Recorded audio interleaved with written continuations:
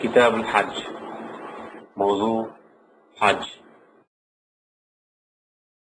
آج سے 30 صدیاں پہلے ابراہیم علیہ السلام نے مکہ مکرمہ میں سکونت اختیار کی اور اللہ کے حکم سے حضرت ہاجرہ رضی اللہ عنہا اور حضرت اسماعیل رضی اللہ عنہ کو وہاں چھوڑا۔ اور جب ہاجرہ رضی اللہ عنہا کے پاس پانی اور کھانا ختم ہو گیا تو اللہ پاک نے اسماعیل کے قدموں کے نیچے سے زمزم کا کنواں جاری فرما دیا۔ اسی زمانے سے مختلف قبائل نے مکہ کا رخ کیا اور زندگی کی ہلچل شروع ہو گئی۔ کثرت سے مختلف قبیلے یہاں آباد ہونا شروع ہو گئے، یہاں تک کہ مکہ مکرمہ کی نگرانی قریش کو سونپ دی گئی اور قریش اس کی نگرانی کے فرائض انجام دیتے رہے، یہاں تک کہ رسول اللہ صلی اللہ علیہ وسلم کی بعثت ہوئی، جن کی وجہ سے نہ صرف مکہ میں بلکہ پوری دنیا میں طرز زندگی تبدیل ہو گیا اور کعبہ مسلمانوں کا قبلہ ٹھہرا اور مکہ مکرمہ اسلامی دعوت کا گہوارہ بن گیا۔ اللہ تعالیٰ فرماتے ہیں، لوگوں پر اللہ کا یہ حق ہے کہ جو اس کے گھر تک پہنچنے کی استطاعت رکھتا ہو اس کا حج کرے۔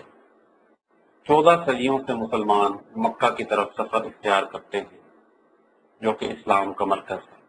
رسول اللہ صلی اللہ علیہ وسلم نے فرمایا، مکہ اور مدینہ کو فرشتوں نے گھیرے ہوا ہے، ہر پہاڑی راستے پر ان میں سے ایک فرشتہ نگران مقرر ہے، اس میں دجال اور طاعون داخل نہیں ہو سکتے۔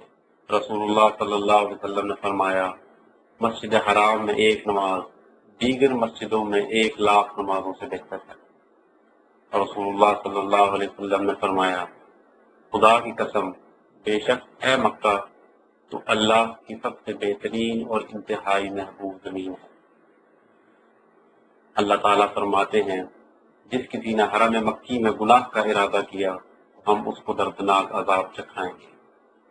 اور اللہ تعالیٰ فرماتے ہیں، یہ کہ ہم نے اس گھر یعنی خانہ کعبہ کو لوگوں کے لیے مرکز اور امن کی جگہ قرار دیا تھا۔ اللہ تعالیٰ فرماتے ہیں، لوگوں پر اللہ کا یہ حق ہے کہ جو اس کے گھر تک پہنچنے کی استطاعت رکھتا ہو اس کا حج کرے۔ اور رسول اللہ صلی اللہ علیہ وسلم نے فرمایا، اسلام کا دار و مدار 5 چیزوں پر ہے: کلمہ طیبہ، نماز کا قیام، زکوٰۃ کی ادائیگی، رمضان کے روزے اور بیت اللہ کا حج۔ اور رسول اللہ صلی اللہ علیہ وسلم نے فرمایا، جس شخص نے حج کیا اور دوران حج نہ اس نے منہ سے غلط بات نکالی اور نہ ہی گناہ کیا تو اس کے پچھلے سارے گناہ معاف کر دیے جائیں گے۔